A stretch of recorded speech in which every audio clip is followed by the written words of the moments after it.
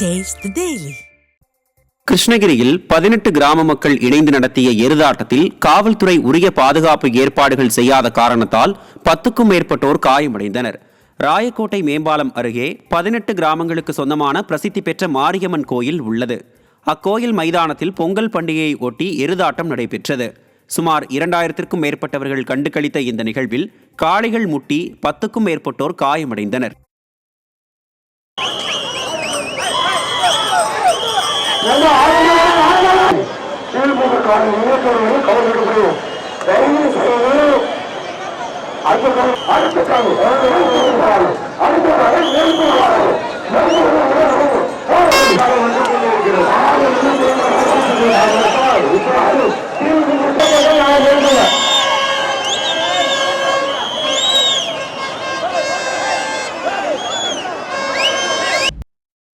திருவள்ளூர் மாவட்டம் பழவேற்காட்டில் கடலில் குளிக்க சென்ற மாணவர் அலையில் அடித்துச் செல்லப்பட்ட சம்பவம் சோகத்தை ஏற்படுத்தியுள்ளது.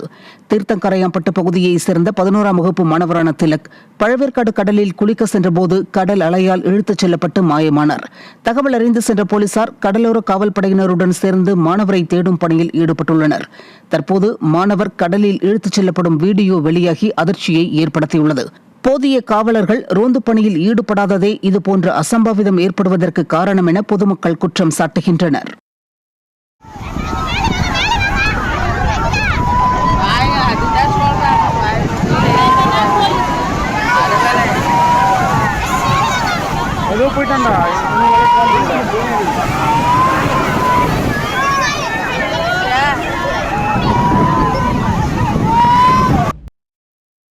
நெல்லை முக்கூடல் தாமிரபரணி ஆற்றில் 5 பேர் மூழ்கியதில் 3 பேர் உயிருடன் மீட்கப்பட்ட நிலையில் ஒரு சிறுமி சடலமாக மீட்கப்பட்டார்.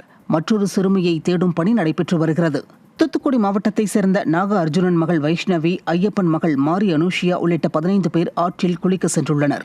சிறுமிகள் வைஷ்ணவி, மாரி அனுஷியா உள்ளிட்ட 5 பேர் ஆற்றில் குளித்தபோது ஆற்று நீர் இழுத்துச் சென்றுள்ளது. அங்கிருந்தவர்கள் உடனடியாக 3 பேரை மீட்ட நிலையில் சிறுமிகள் வைஷ்ணவி மற்றும் மாரி அனுஷியா ஆற்றில் மூழ்கி மாயமாகினர்.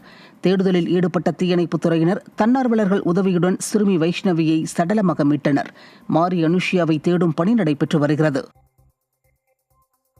கள்ளக்குறிச்சி மாவட்டம் சங்கராபுரம் அருகே 100க்கும் மேற்பட்ட புறாக்கள் மர்மமான முறையில் உயிரிழந்துள்ளன. ஊரங்கண்ணி ஏரிக்கரை பின்பகுதியில் துரைராஜ் என்பவர் தனது விவசாய நிலத்தில் புறா, கோழி பண்ணை அமைத்து பராமரித்து வந்த நிலையில் பண்ணையிலிருந்த 100க்கும் மேற்பட்ட புறாக்கள் மர்மமான முறையில் இறந்து கிடந்ததைக் கண்டு அதிர்ச்சியடைந்து காவல் நிலையத்தில் புகார் அளித்தார். முதற்கட்ட விசாரணையில் அரிசியில் விஷம் கலந்து வயல் பகுதியில் மர்ம நபர்கள் வீசிச் சென்றுள்ளது தெரிய வந்துள்ளது.